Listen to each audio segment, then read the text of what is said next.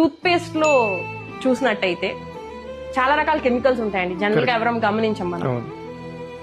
Tooth paste లో ఒక titanium oxide అని ఒక కెమికల్ ఉంటుంది. ఇప్పుడు 2012 లో కూడా దాని మీద study that can cause ADHD.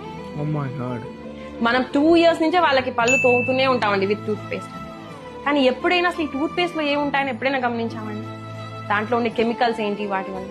ఎందుకంటే చాలా రకాలైన కెమికల్స్, ట్రైసోక్లాన్ అని, సోడియం లారల్ సల్ఫేట్, ఏదైతే దానికి నురగొస్తుందో దీని వల్ల మనకి ఎండోక్రైన్ అనేది డైరెక్ట్ ఎఫెక్ట్ అవుతుంది.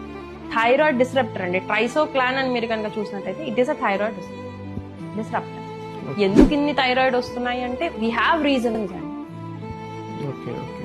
సో ఇలాంటి ఎన్విరాన్మెంటల్ ఎఫెక్ట్స్ కనుక మనం కనుక తెలుసుకుని వాటి నుంచి వాళ్ళని తక్కువ